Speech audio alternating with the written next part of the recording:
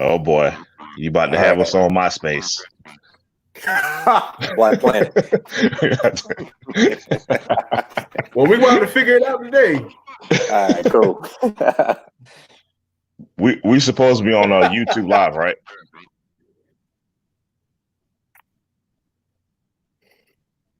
Hold on 1 second. It's still loading up. All right. Huh? I said no. I said okay. We waiting. Yep.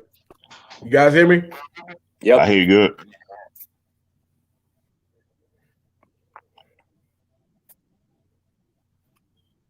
Hold on 1 second. Yep. Let me see if we're live right now. Is it too early to drink? No, I'm drinking. Oh, okay. You see it on YouTube? Hold on. I can go on there real quick to let you know. Right, Hold Jamal? on. Hold on, man. Let me see if I see it on YouTube. No, we're on. I see it. Okay. All right, we good. All right. Yep. Okay. All right, we good. Go ahead and introduce our guest today, Jamal. What's up, everybody? Welcome to Under Construction. I am your host, Jamal, aka the Angry Black Fan Darby, along with the co-host, Rob Pops, Rodney Richardson in the building. But we have another special guest, though. Our very, very first guest of Under Construction is back. The illustrious Brandon Risher. What's up, Brandon? What's happening? Up, man? What's going on? Glad to have you back, sir. Yes, sir. Yes, sir. I'm glad to be back. Like I was telling y'all off air, I gotta get on before y'all get too big. So. I think you got a while, brother. I think you got a while. Nah, not too much time. But before we start, I just want to say to the group, man, to see the growth that you all have had. Okay. Yeah. Go ahead. Go ahead, Rodney. Go ahead, Brandon. Okay, I was going to say that I'm just so proud of you all and the guests that you all have had since, and everything that has come from Under Construction. So I'm just. So how have you been holding up doing? It's delaying, man. How have I been holding up? Doing the best that I can as far as just. Appreciate it, man. Yeah. Oh, very well. Yeah. So got a little bit of delay, but yeah, we to got answer a the delay. question. Yeah, how have you been holding up during the pandemic? Just really, if anything, just making a list of things I want to accomplish. I'm going to come out of this better than I went in. So just saying, okay, well, if I have extra time, what has work prevented me from doing? And now I have that opportunity to do a little bit more of it. So that's what I try to do. So whether it's exercising, whether it's reading more, whether it's, learning how to, cook new things, trying to put something on my plate so it can occupy my time and I can be better at it than I was going in. Good stuff, man. So I got to ask both of you gentlemen, how have you been coping with the Rona? What's the new Netflix shows? What's the new hustle? What are the new ways we're entertaining ourselves these days? I'll start with the guests, Brandon. Okay. Well, I like goofy stuff like on TV because my job is so serious. So Right. This whole Tiger King thing has been fucking phenomenal. In all this white trashery and coonery, it is awesome.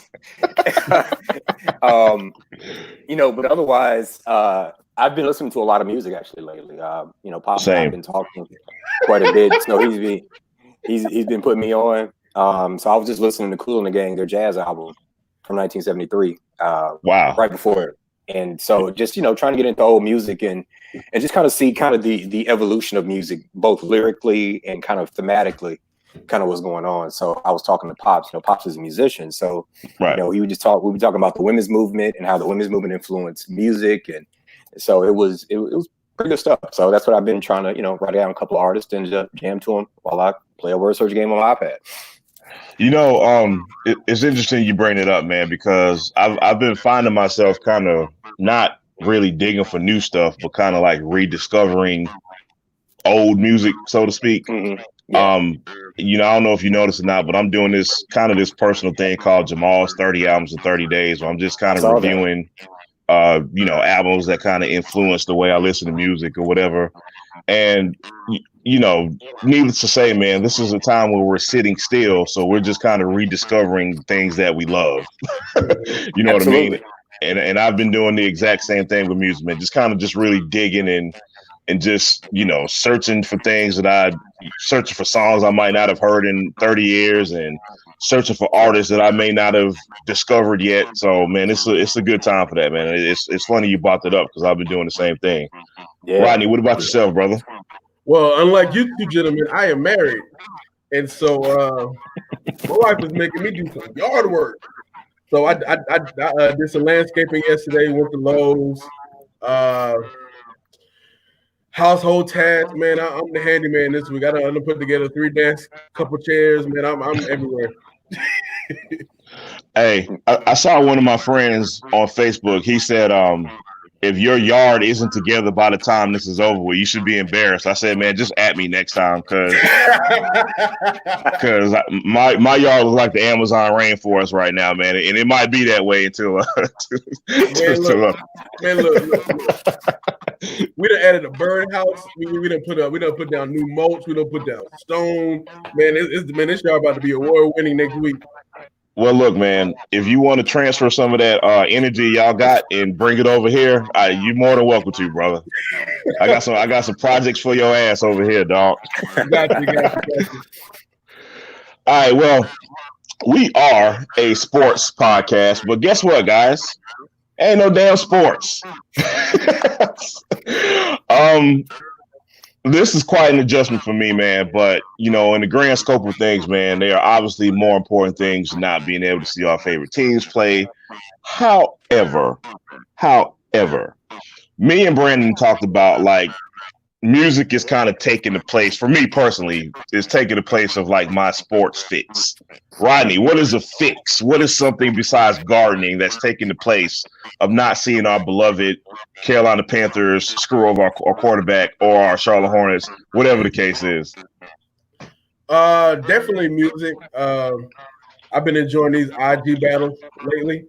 Yeah. Little John and T-Pain had me and my wife working out in the house last night, man. Also, man, I just been video gaming, man. This is the first time I've had time to actually play video games in things like years. I'm like on season like 12 of Madden. I'm like a 10-time Super Bowl champion, man. I just don't know. Brandon, you've been checking out any of these IG battles, these producer battles? I checked out some of them. I checked out I can't remember. I can't remember. But the battles, I'm like, you know what? The hits are the hits. Like I could do that. Like, right. You know what I mean? Right. Like, when you get to our age, I mean, you've been in the club 20 years. So you kind of you can put together. You can identify all them damn songs. And jam, right. And like from like 10 to 15 years before you were born to now.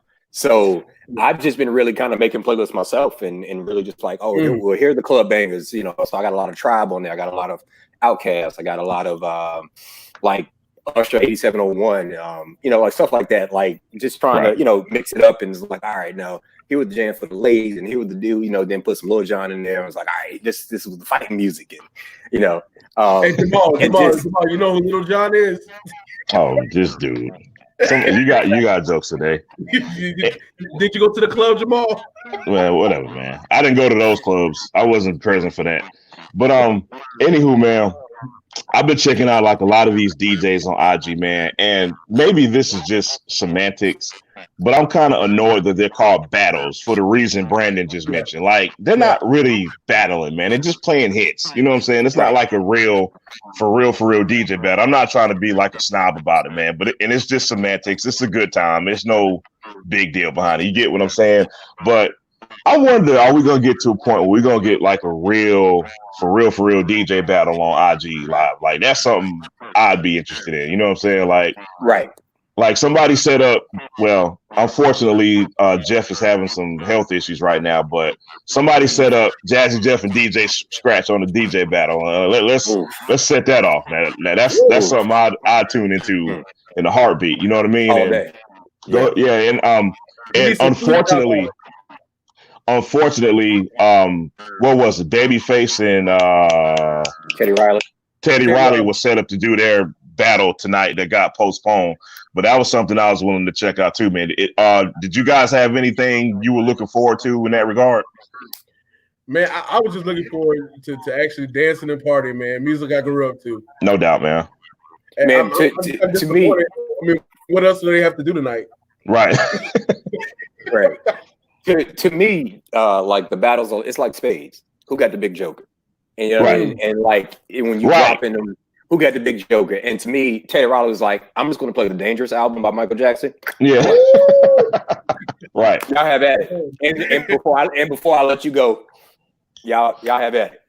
Because the thing is, like, if you doing those type of battles, man, you can't bring your heat out in the beginning. You know what I'm saying? Right. It's like you got to sit on your heat. Like, hold on, let me throw this card. See if somebody cut me real quick. But see, Babyface could be like, I'm sitting on this Don't Be Cruel album. So what you got? You know what I'm saying? the Boyz II Men 2 album. Hello. Like, yes, like so. I mean, his own stuff. Yeah, his own stuff. Oh yeah, So he's sitting on heat. But but Teddy Riley, man, that Dangerous album, to me, is such an underrated album. Yeah. And not only that, man, but we're forgetting about the early 90s guy stuff. Like, you know what I'm saying? Like, there's that. Blackstreet. There's, I mean, it's just, it's a man. What was his first group? He's gonna pull out the rump shaker.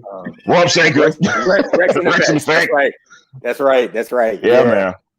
So Brandon actually suggested a topic that I'm gonna be honest with y'all, man. I'm probably not the best guy to really ask this question, but I'm going to contribute. I'm going to do my best to contribute to this topic.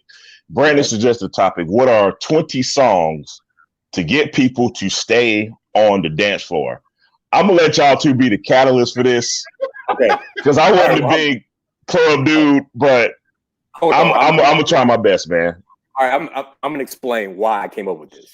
Okay. So I think you were there, Darby. Questlove was DJing at Republic, I think, maybe 6 or 7 years ago. Let me stop you right there. Okay. Let me stop you right there, Brandon. When I tell you that might have been the most fun I have ever had in Charlotte, North Carolina. I'm not exaggerating, dog. No, I'm not exagerrating. That was an amazing time, man. Yes. But go ahead. I'm sorry. So that night, because remember he did like a Michael set, and then he did like a Stevie set. And it was like every time you thought you were about to go back to the bar to get a drink, you'd be like, "Oh, it's like, and I think he looped Working Day and Night, the beginning of it for like 3 minutes, and we were just sitting on it. We were like, "Oh man, play it!" It was crazy, man. It was crazy. Yes, sir. So I thought about like, what would be the songs if I'm trying to shut down the club and like everybody on the dance floor and the club owner like, man, fuck that, you got to play a couple of like whack songs to get people to the club. So that's what I thought about. So like the first song I thought about was like Working Day and Night, or or Let's Go Crazy.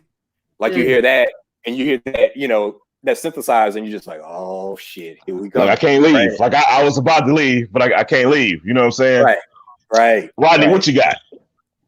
The first song that came to mind, I'm Geechee Chucktown. Look, if you play this song, back that ass up. Everybody gonna stop what they doing. Of course. And get tooted up. I mean, hey, look, man. I've never been a fan of that song, but if I'm speaking objectively, that actually might be number one on the list. I'm being dead serious, man. I mean, I got something to challenge that. Okay. What's up? Low by Flo Rida and T-Pain. That's another one. You play that. Nobody listen to the lyrics, but play the hook. Wait, that's what I'm saying. You play that shit, and them white girls gonna get on their knees. Right? They like, look, man, a hit is a song that white girls can dance to and not feel guilty about dancing. That's a hit. And Low does it, man. That's a good point. Now, see that now. The reason why I'm kind of letting y'all be the catalyst of this topic, because I'm weird. Like somebody will play Wu-Tang, and that'll get me on the floor. Like, but that's just me. So that's why I'm deferring to y'all when it comes to this topic, man. But I'll say this, man. Like a couple of weeks ago, I went to my favorite place, Petra's, and they had a 90s party there, and it was a New Jack Swing party. You know what I mean? And they dropped "Don't Walk Away" by Jade, and I think that's a bona fide classic. You know what I'm saying? Like that's a heater. That's a heater, right? That's there. a heater. Ooh. Like you drop that, nobody's getting off the floor when they drop that. You know what I mean? So, yeah. So that's my angle. Hey, I'm about to go old school on y'all. So this is more like our parents and grandparents range. People gonna be like, hey, they're gonna sing the whole song in the club. Of course. Don't let go. Before I let go, Frankie Beverly. Frankie Beverly Mays. Yeah. Oh, yes. Hey man, I have a confession. Okay. I don't ever need to hear that song ever again, man. I said it. Yeah, I said it, man. I get it. I get it, man. I get it. I agree. It's a bona fide classic. It is what it is, man. I feel like I've heard that song 97,000 times, man. I'm good now. I don't need to hear it no more. Sorry. And you don't have a cookout invite. All right, so here's the question for the two of you. What's the song that when you go to the club, if you don't hear it, you like, man, I have a good time tonight? I'm gonna let Roddy answer that one first. Repeat the question. What's the song that if you go to the club and you don't hear it, you like, man, I ain't even have a good time tonight? I need to hear like it's not a particular song. It's more like of an Uncle Luke set. I need to hear some Uncle Luke, like a set of Uncle Luke.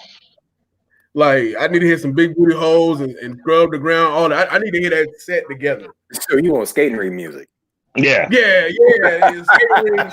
There you go. Girls kick off the skates in the corner and be popping at it. You're like, oh. And biker shorts. Yeah. All right. You still got your skates on and you 6'3" and she 5'2".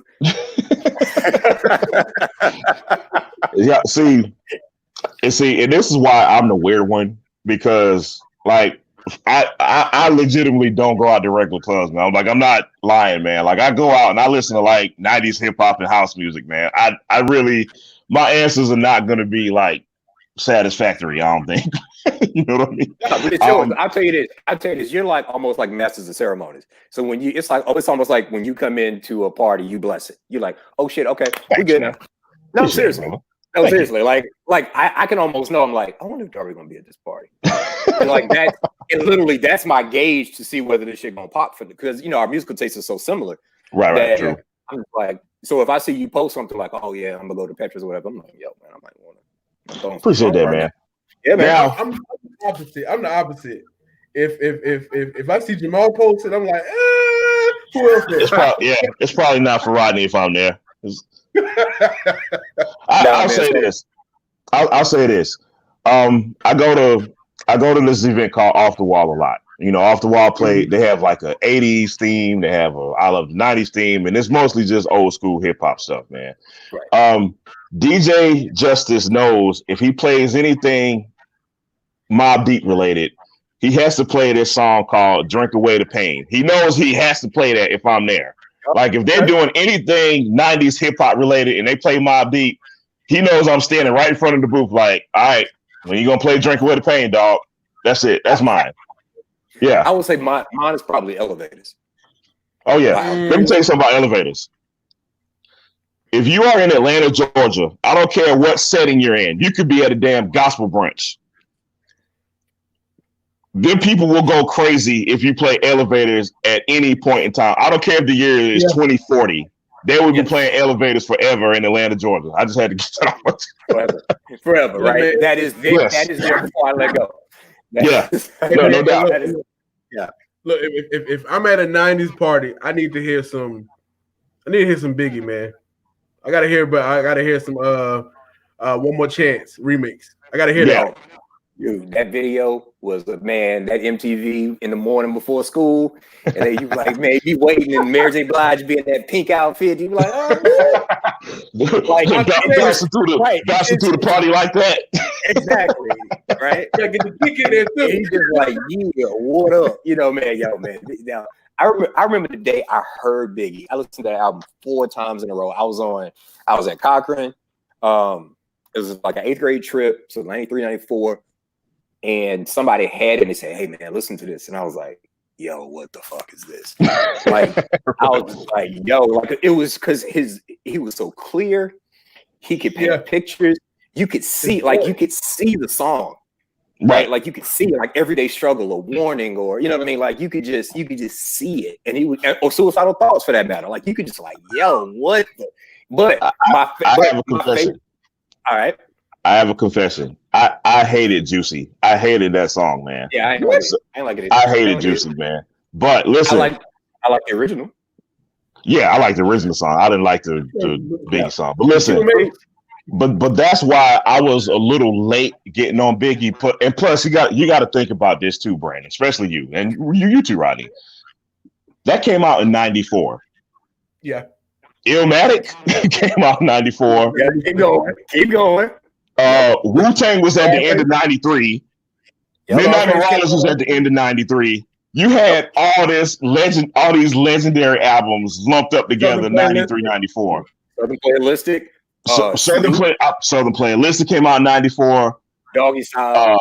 It Rises in the East. J. Rue the Damager in '94. Like, I say that to say, man, like we were so spoiled when it came to like good stuff.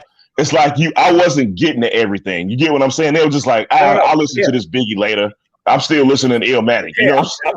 Exactly. I'm like, man, goddamn, Nas, what you saying, man? Like we were spoiled, man. Like it was. I mean, that 93 to about 97 run. Yeah, like, it was crazy. And then you got at the end of it, you got Jay-Z. You got that's when R. Kelly started to become a thing. Then you had the Timbaland, Missy coming out. Yep. 112 and like all like Genuine, like all man, that shit was a beast. It was a crazy time in music, man. It was crazy, bro. And it was like you just couldn't get to it all. You know what I'm saying? Right. You just like, yo, which brings me back to my point. Like at the beginning of this segment, I was telling y'all like I've been going back, kind of rediscovering music, not really digging for new stuff, but you know, just during these time periods, it was just like you had so much, you might have forgot about stuff. Yeah. So I'm just kind of going back, listening to the stuff I kind of forgot about. You know what I mean? So what you been grooving on? Man, I tell you what, man, like I wish I had my list. My list is actually on my phone, man. But like that shit, right? Like I've been listening to a lot of jazz, man. Like I've been listening to a guy named Horace Silver. I've been listening. I was. What else I've been listening to, man? I've listened to a lot of just like '80s boogie stuff. A lot of Evelyn Champagne King, man. A lot of God, what else, man? A lot of Expose. Like just digging kind of deep, man. Just trying to discover stuff that I haven't listened to in years, man. So you would do that. Mm-hmm. Yeah, you would pull up two like that. Everybody like, how you spell that? Right. Jerron, what about you, man? I'm about to shock y'all. I was Gil Scott Heron and some of the Last Poets. I just been going back and listening to some. That's a good artist to discover. Yeah, man. Yeah, that's good. Hey, man, I am ashamed to say to this day. I'm ashamed to say to this day, Gil Scott Heron was in Charlotte, North Carolina, and I did not go see him, man. I'm ashamed. What was this? I was being cheap. I'm gonna just leave it at that, man. Yeah, it was an L. It was. Yeah. So I'm saying, man, I've been really rocking to Curtis Mayfield lately. Like, the Superfly album is one of the greatest classic, man, albums that I have ever heard. That and Shaft, you just like, what the hell are these people thinking? And so I've been rocking Superfly a lot. I've been rocking Shaft a lot. I've been rocking Rick James, Street Dreams a lot. Just hit that, man, that bass line, just, you know, and he sings his ass off. Right. Yeah. Like, and he was talking about some real shit. Like, you know, and that was so great. Like, and I think that's the great thing that I loved about music at that time that I don't think we get as much anymore, is that they gave you a message. I mean, it's like, for example, like Living for the City, right? Stevie Wonder. Right. You listen to the lyrics and you be like, oh my God, he's talking about shit today. That's relevant now. Right. And it's funky. and it's funky. So you Right. gonna dance and you gonna mumble the words, and then all of a sudden you're like, oh shit, man, he talking about something deep. And you just Man. like, but I'm grooving to it. And I think that's what's missing, man. Like we either have one or the other. And it's like, nah, man, you gotta put the shit with the shit. Like there's a lot of social things going on, but you still gotta groove. Oh, also I've been listening to a lot of James Brown lately. Yeah. You can hear the progression of music. You know, you can hear like somebody was listening to it like, man, if he would have put an extra instrument in here, this would be this. And then you get the Earth, Wind & Fires, you get the Kool & the Gangs, you get, Stevie Wonders and, Marvin Gaye's and stuff like that. And he's just phonically, it's just amazing to hear. Hey, Brandon, there are two things I want to say to that, man. First, when it comes to Rick James, I kind of hate the fact that he kind of became like a character because of the whole Dave Chappelle stuff. And that people kind of really forgot, like, no, man, this dude was like a bona fide like star, like a bona fide artist. Like this dude was like a hell of a songwriter and a hell of an instrumentalist. You know what I mean? And I hate that people don't kind of talk about that when they talk about Rick James. And the other thing I want to say, as far as like Stevie Wonder, man, in my list, one of his albums is gonna pop up. I'm not gonna tell y'all which album it is, but I'll tell you mine. That's easy. Intervisions. Intervisions is mine. Yep, I'm rocking it. Say no more. All day. I'm gonna keep it like this. I'm gonna keep this real short and sweet. Stevie Wonder is the main reason why I'm a quote unquote music snob. He showed everybody what an artist is. Like if you can't do it like that, don't try to sell yourself as an artist. Like Stevie is that. He's the poster child. You making noise at that point. You know what I'm saying? Dude will make music. And I mean, another artist I've been on, man. I've been going back and listening to, man. Bobby Womack, man. Oh man, that's Fish Fry Soul right there, bro. You know what? That's interesting because I was listening to Sam Cooke right before we came on, and Sam, and Bobby Womack took Sam Cooke's woman.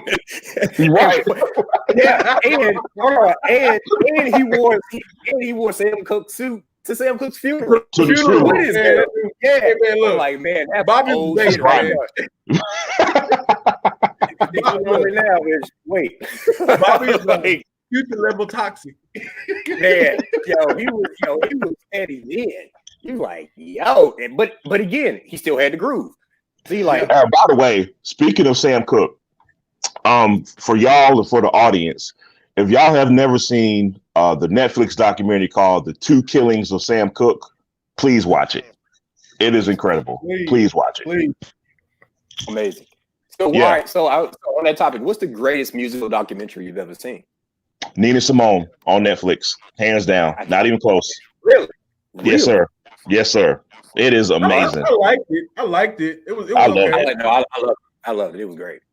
Go ahead, Roddy. I like the evolution of hip hop. I really like that, man. Series? Okay. Yeah, that is good. I'll tell you another good one, man. George Michael has a good one too. You can only find it on like Fire Stick now, but it's a hell of a documentary too. Okay. So mine is Off the Wall, the Michael Jackson one, the second one, not Bad 25. Right. Spike Lee did. I think Spike Lee did both of them, and it goes from the Jacksons. Which, look, if you all right, audience, if you ever want to see how bad Michael was, go back to when he was with the Jacksons variety show when he was like 17, 18 years old, and this motherfucker is doing things that he still can't do. Like he carried that show. He carried the whole show. But the Jacksons, like the Jacksons album, like Going Places and Triumph and the Jacksons, it's so damn funky, man. You got a Lovely One, you got This Place Hotel, you got, Can You Feel It? Show Me Where to Go, Enjoy Yourself, man. You just got so many hits, right? Hey, Brandon. So, yeah. I got a parallel I'm gonna draw for you, man. All right. Okay. So when those late Jackson albums that you just mentioned, right? With all those incredible songs on it, right? Mm-hmm. Number one, I want to let the audience know that Michael Jackson was writing most of that stuff. Number one. That's number one. That's what I'm saying. Number two, here's the point I wanted to make. So I'm going to draw this parallel between Bobby Brown and Michael Jackson, because my 30 for 30 today was Bobby Brown. And Bobby Brown, who, you know, we all know Bobby wanted to be in front for New Edition. We all know he wanted to be the David Ruffin for New Edition. But that's great. That's great. But I wrote today, but what I wrote today was, Don't Be Cruel proved why he was right. It proved why he should have been the front guy for New Edition. Now, the parallel I'm drawing to Michael Jackson was right after those late Jackson albums, Michael Jackson, if y'all remember this movie, the Jackson movie that comes on 1,000 times a year, you know, Michael kept saying, like, I got this stuff that I want to get out. Like, I'm ready. I got things that I want to write about. I'm ready to go solo. And he proved it. He proved, like, you can't tie me down to this group because I'm a phenomenal talent on my own. And that's the parallel that I draw between, like, Bobby and Michael. Not on the same level, don't get me wrong, but I get similar. So I'm going to make a dating parallel to that. All right. So that is so to Joe Jackson, right? So Michael was saying this, and Joe's like, "Man, hell no, because he knew this. If I let him go date somebody else, he ain't ever coming back. He ain't coming back. So he's trying to do that shit at all costs. He's like, yo, I don't help make you so fucking pretty, and now you gonna go on and go date somebody else? Hell no. No. I know how bad I treat you. Right. I know how toxic I am. Right, exactly. You mine. I can't let you go out with a suave dude, and you know what I'm saying? So it's like, so you're absolutely right. Don't Be Cruel is the same thing. Now, with that being said, who they replaced Bobby Brown with was a beast. Yeah, now that's the difference. Right? Just Can You Stand the Rain, Boys to Men, just crazy. So it's like they both right. Look, man, Johnny's voice is like, that's from God, man. That you don't teach anybody how to sing like that. And then Johnny had that voice when he was like 15. Like, you know what I'm saying? Right. He's like a grown ass. I'm gonna tell you something. All right. So, you know, we've been a lot for Usher's career, right? Yeah. So I was a big Usher fan when I was young. Still am to some degree, but you know, she's 40, so fuck it. You know, everybody had a run. But that first album, that Usher album that was produced by Diddy and Devontae. Yeah. By Jodeci. You can tell his voice is like a kid. Right. It progressed to what it was. Now, to me, here's the coolest thing about Michael Jackson. He had two distinct voices that were amazing. Yeah. That's true, man. Right? Like Usher sounded like an adult version of his younger self. Of himself. Right? Like if I played you Who's Loving You and then I play you Stranger in Moscow, you're not gonna think that's the same voice. I mean, it's the same voice, but it's two way right. It's like Kobe 8 and Kobe 24. He had two fucking careers, and and he was amazing at both. And you just like, yo, and I mean, I think to me that's why he's the greatest. He had a career like Kobe. Hey, so Rodney, I know you remember when me and Kaiser had this big argument about like about how much of an artist Michael is. And by the way, Kaiser he's wanting to be here. He's having some technical difficulties, so hopefully we'll get him on in a minute, man. But you know, me and Kaiser had this huge argument about Michael as an artist, because Kaiser was like, well, if you call Michael artist, you got to call Beyonce artist. I was like, well, that's not the same. Brandon, how you feel about that, man? No, come on, man. I mean, you're trying too hard. No. So, hey, man. Look, Beyonce different, man. I just got to put that out there. Beyonce different, man. I went to a show. Her performance is just like. I take nothing away from her as a performer. Nothing. I take nothing away from her as a performer. And like she could actually sing. Yeah, no doubt. But I don't think she produces like Michael produced and had the hand that Michael actually had. Right. And everything. No, that's all I'm saying. she can be 95% of him, but she ain't him. It's like this. So remember Pippen in '94 when Jordan left? Yeah. The MVP runner, you were like, God damn. And Jordan came back, he was like, but he ain't Jordan. Yeah. right. He played phenomenally that season. And you were like, remember he had the ball head with the wrinkles in it, an all-star game, the whole nine. And then Jordan came back, you were like, oh shit, okay. Yeah. Man, speaking of that, I'm glad you brought that up because with my extreme boredom with the Rona, all I've been watching on TV is old 90s basketball. And I have enjoyed every minute of this shit. I watched. They had the game with Spike Lee, like scored 25 in the third quarter, and yeah.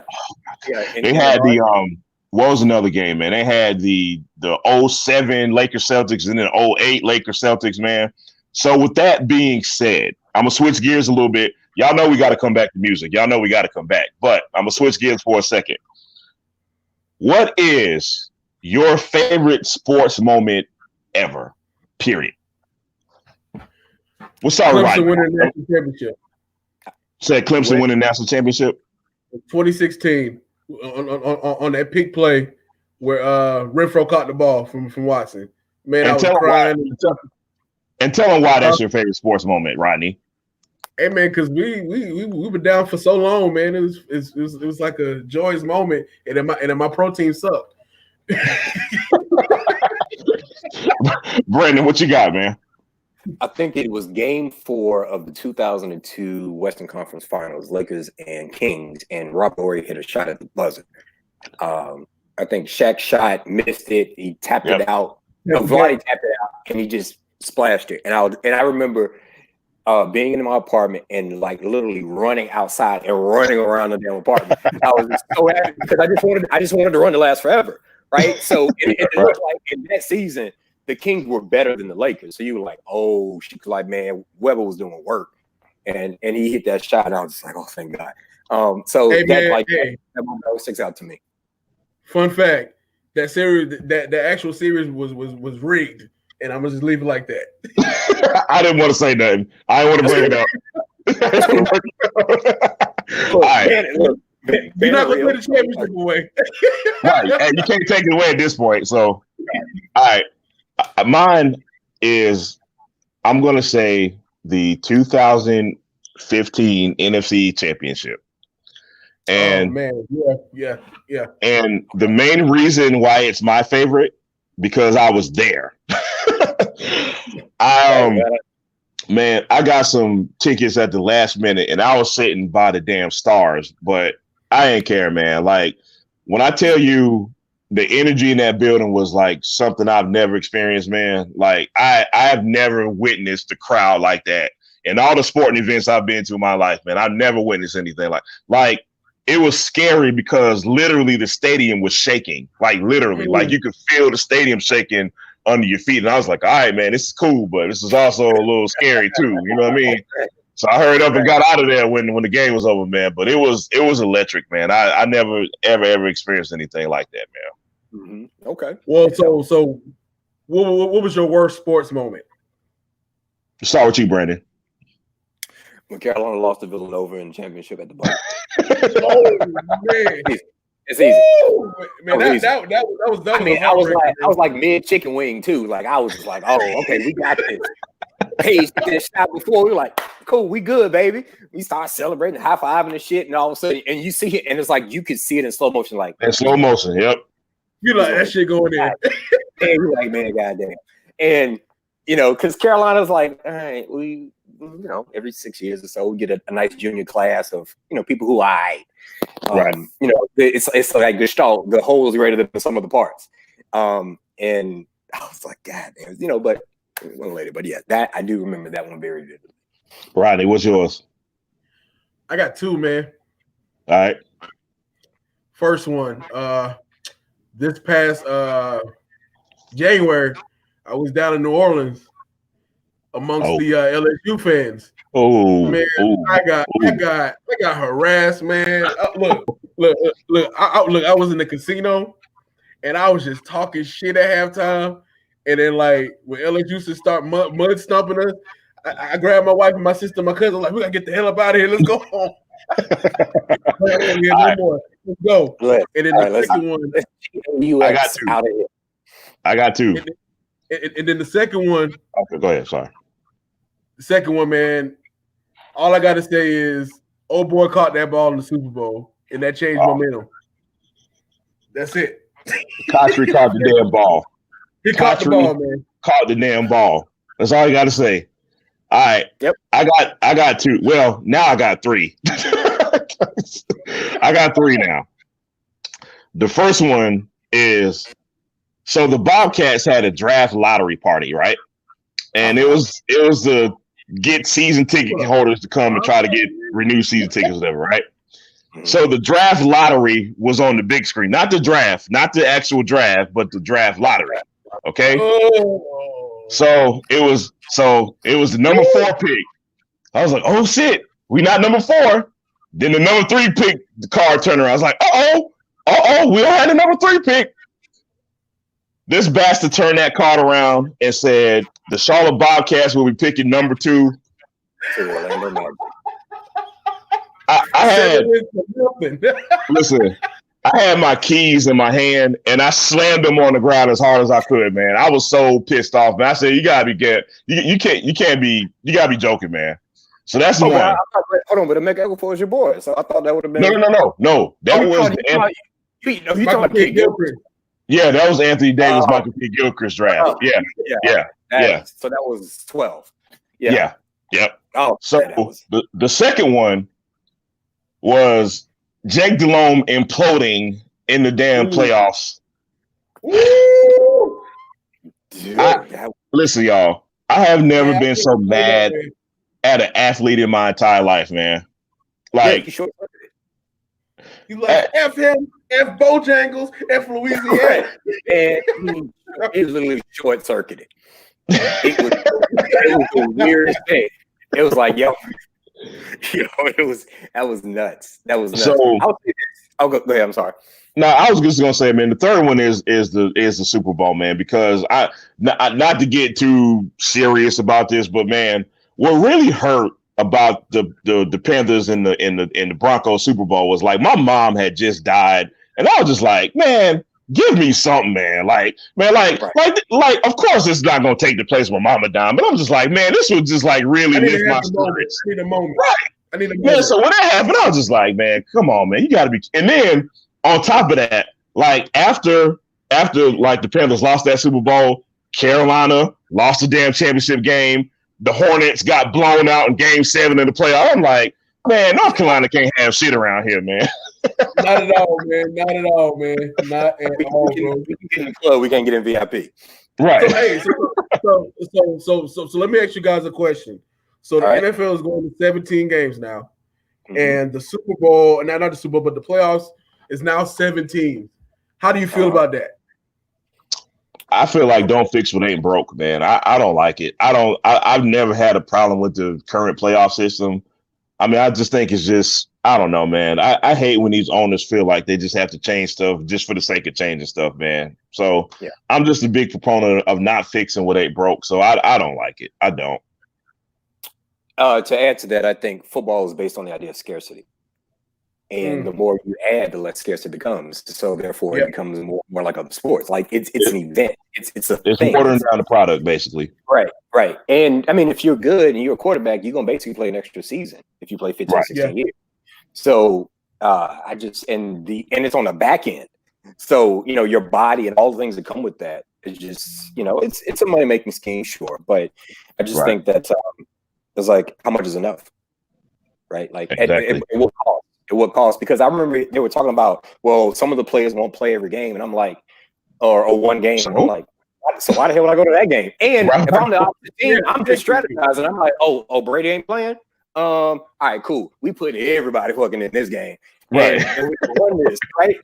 So it's just weird, man. And I think they do that to to kind of test the waters of what fans are going to say. And football fans they're fanatics. So they're just like, whatever. You gonna give me more of this? You gonna give me more of my drug? Cool. I'll take it. Yeah, you're right. And I think, and Brandon, like, a couple of weeks ago, man, we were talking about this, and I think Rodney agrees with me, man. Like, as the season goes on with football, man, like the more, like the worse the product is. Like, it's not really a great product towards week 17 or now 18 or whatever it is going to be now. Yeah. So adding that extra game doesn't fix that. Yep. I just want to know if you agree with that or not. No, I totally agree. And I think people conflate a close game with a good game. Right. And you're like, yeah, this was close, but this wasn't a good game. This wasn't a well played game, and you see you see a lot of not so well played games toward the end of the season. Right, that is true. Hey, we tell you something funny though. They're actually going to play a playoff game, a wild card playoff game on Nickelodeon, dude. What? Why? What? Why? I have no idea. I don't know what the NFL was doing. Clearly for kids. What the hell? That's what I'm saying. Like get it. But that's so weird. But that goes back to what I was saying, man. Fixing what ain't broke. Like, just don't change stuff just for the sake of changing stuff, man. Like, yeah, I mean, if you get a transcendent figure and you market appropriately, it'll be fine, right? Like, you know, we had Jordan. Jordan was everything. By the way, I can't wait for this documentary to come out. Oh my God, man! Listen, this shit's gonna be amazing. It's gonna be crazy. And the next one I want is Shaq and Kobe. That's the one I want. Yeah. After that, but the Jordan documentary is gonna be a beast because he was our last star. He was our last analog star. In that it was about the mystique of Jordan. It wasn't about knowing him. You know, you had Mike Tyson, Michael Jackson, Michael Jordan, Eddie Murphy and Prince were like the biggest fucking people on the planet. Right. Yeah. All black, which was great. And it was about them that made them more mysterious. Exactly. Like, yo, I want like Jordan was like, man, I want to be tall like him. I want to have big hands like him. I want to be able to shoot and dunk like him. But I don't know about his kids and his wife. Like, I didn't know about that for man. Get on the court. Like, hey, man, I want to speak to that. I'm glad that's a great point. I want to speak to that real quick, man. And I think, and you know, y'all let me know if y'all agree with this or not, man. But I think the generation behind us, I think that they have some resentment behind that fact. They have resentment behind the fact that Michael Jordan is not on social media. Michael Jordan is not on TV every day. Michael Jordan is not on TNT joking around with Kenny, Shaq, and Charles. And I think they have some real resentment behind the fact that they don't know who the real Michael Jordan is. So what they're going off of is, in my opinion, a lot of false shit on social media, a lot of opinions, but nobody truly knows who Michael the man is. What do y'all think about that? I totally agree, man. I agree. I mean, this is a generation of access. Like, we know we actually could see LeBron's workout activity. Him and his family are doing TikToks. I mean, that adds to his legendary status because he's able to connect with his fans that who want to see him. I mean, like people our age, we don't. I mean, I like social media, but I'm not about to post my whole life on it. Right. You understand what I'm saying? Right. It's just different. Absolutely. It's just different values. We like part of our life. We didn't have social media. We didn't have cell phones and MP3 players and things like that. Right. Well, I'm going to be a little long-winded because I thought about it quite a bit. We ain't got enough time, brother. All right. So, like I said, Jordan was the last analog star. And in this digital age, and Kobe Bryant was kind of like the bridge, right? Yeah. You know, and so we felt like Jordan was almost like a parent, like you knew of him, but you didn't know him, right? Mm-hmm. Like you know, mom, you don't know Sharon, you know what I mean? You know, dad, you don't know Bernard, right? Yeah. And that was cool. He's like, as long as you a good mom or dad, you're great, right? And even with that being said, he's still the biggest selling athlete of all time, even with LeBron James having all this social media and all this other stuff. Because I think it was, I don't want to be you, I want to be like you, right? It was like, I want to be Mike. It's like, I want to be like Mike and whatever that looked for you. You know, Kobe was probably the closest, facsimile of it. But I think, and particularly seeing it with the quarantine, you can just tell how many people miss the camera. You just like, they miss being in front of a camera. And they they don't like, I just want you to entertain me. I don't give a fuck about your life. Like, right? Like for example, that's where I'm at, man. Right. Like for example, if I follow like Kevin Hart or somebody, I'm like, it's the two of us alone. I'm like, well, who the fuck taking the picture then? Like, who doing that? Like, how you be by yourself with your boo and you got a professional picture? What person is that? Like, that's like. And people eat it up, but I think to Rodney's point, we're social media immigrants, right? We're not natives to social media. Like we remember when getting your own phone line for your birthday was the shit. You like, you know what I mean? Like, where I got my own number. Hold on, man. And man, you better text me that 143. You can keep this pushing. You know what I mean? So Yeah. I think that, but that was the mystery of it, because you knew that you had a finite amount of time to get to know someone, so you had to pick what was important to get to know. So even like in dating situations, it's like, oh, I want to know everything. I don't want to learn shit. I want to know everything about you already, and let me just go ahead and make my.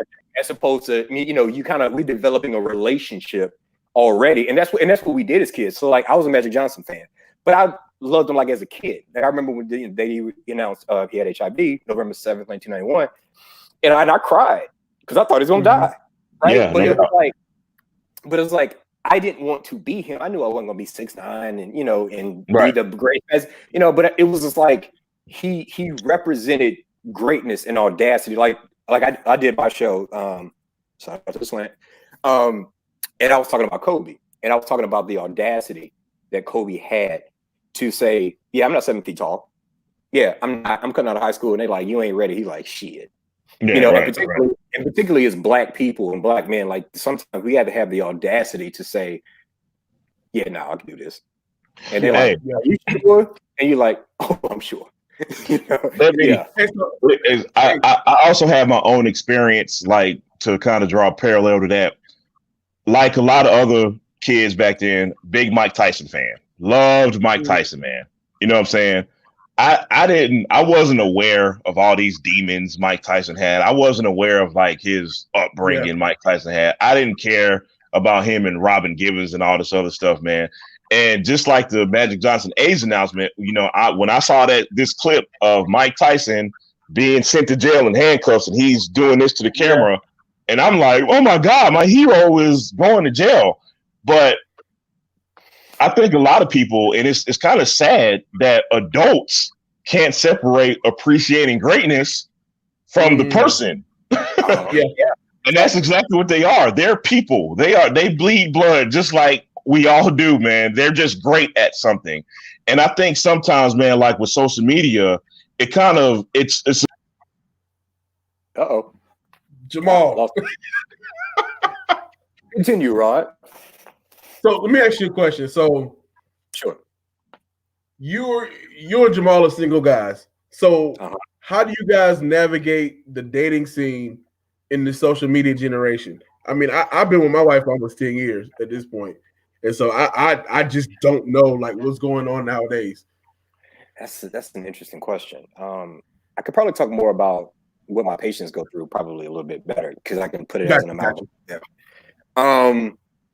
I think it's the knowledge piece. I think there's so much to already see and know that it's not necessarily learning, it's to confirm. And as a result of that, I think people want to be ready-made, right? Like, I don't think they really understand what a relationship and getting to date someone really is, which is I'm reserving the right. All right, we're reserving the right to get to learn each other uniquely.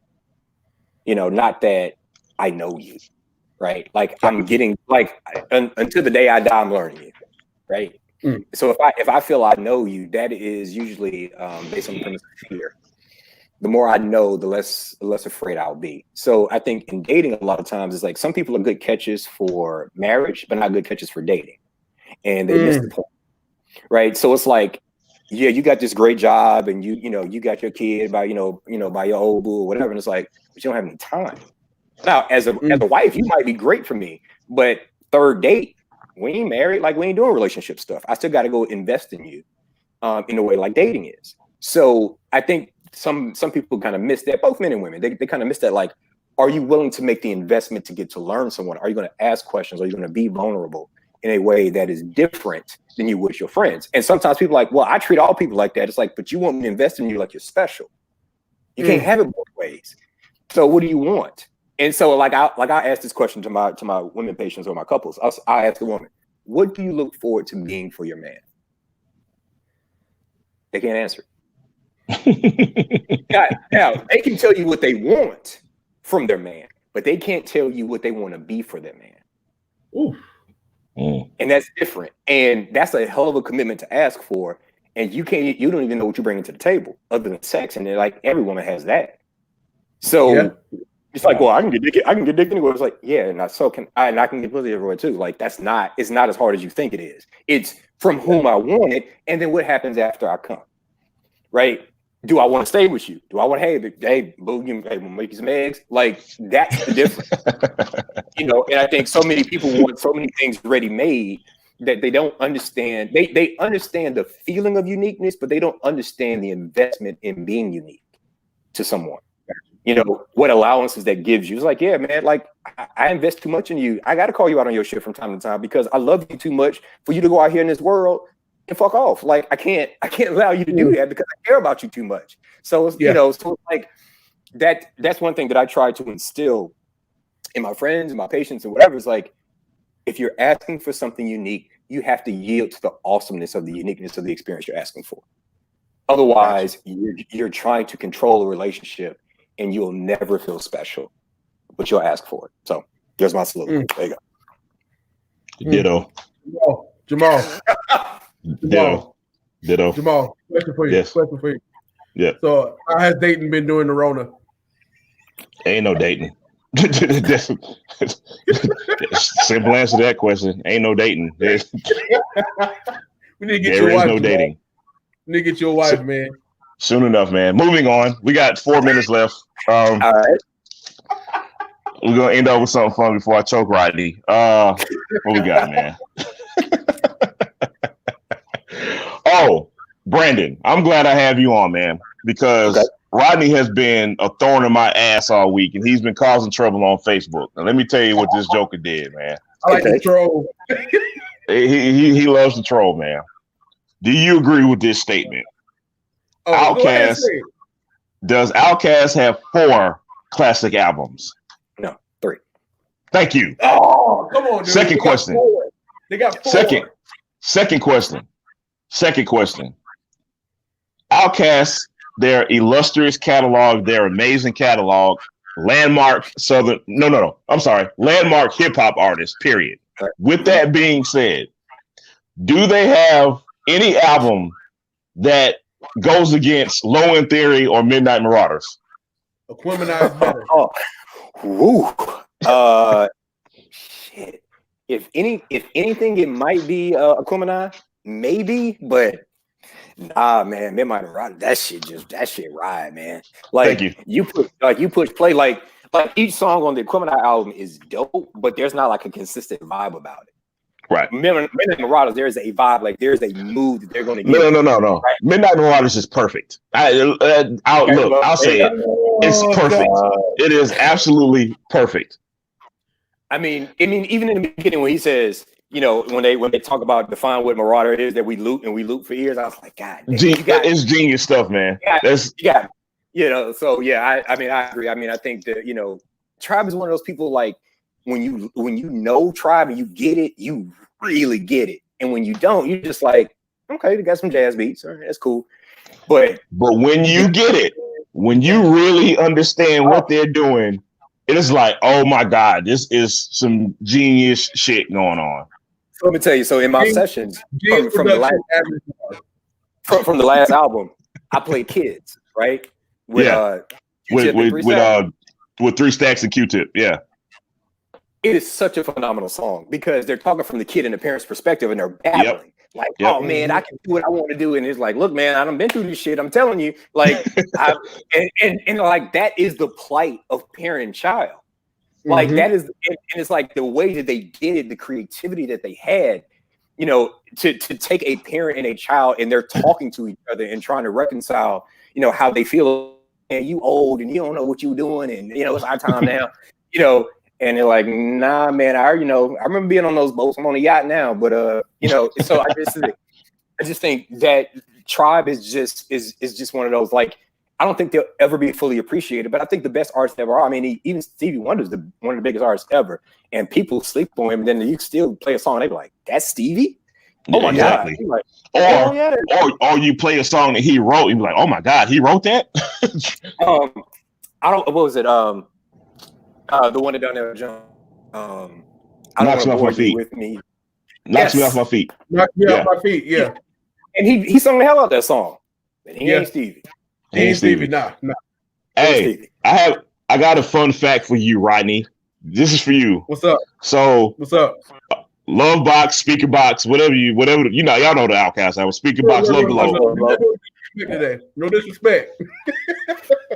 Listen, no. Speaker box, love below. Do you know what inspired that album, Rodney? It was some Tribes to shit. It was Kamal the Abstract, and an album that did not get released by Jive. That's what inspired Speaker Box. Oh, I have that album. That album is dope as hell. Oh my God, yes. I know what you're talking about. Yes. I have that album. It is so dope. Jive did not release that album because they couldn't find the fit. They was like, well, we don't know what this is. This is not going to chart well. It doesn't have any hits on it. Right. Doesn't mean it wasn't a great album, but it never got released. And that's what inspired Speaker Box Love Below. Just a little education for you there, right? Yep. Speaker Box Love Below is the slept on classic. I got a call. Hold on. It's a classic. But anyway, y'all, we coming up on an hour, man. We're gonna wait till Brandon get back to officially in this thing, man. And this was fun today, Rodney, for real, man. I'm glad we did this today, man. Straight up. Hey, so go ahead, bro. At the end of the day, Speaker Box and Love Below is a classic. It got 4 classics. It changed hip hop. Like, tell me, you gonna down that sword, ain't you, bro? I am. Tell me, Kanye wasn't inspired by that. I mean, that's fair. That's a fair statement. No, that's a fair statement. That's totally fair. Come on, it actually changed. Look, Drake is singing like 3 stacks. Come on, man. Just know Q-Tip started all that shit. Just know that. I mean, look. You can be better than the actual originator. Calm down, man. Wait, look, we're trying to wait. We're gonna try to wait till Brandon get back, man, to officially end this thing, man. I don't want to say goodbye, and we don't have our guests back on, man. But while we're here, man, for any fans that are watching us today, man, thank y'all for taking the time out to still check us out, man. We know this is a crazy time for everybody, man. Everybody is making adjustments in some capacity, man. All right, we got Brandon back. All right, I don't have the Rona, by the way. So. Hey, before everybody goes, let's each give a positive, man.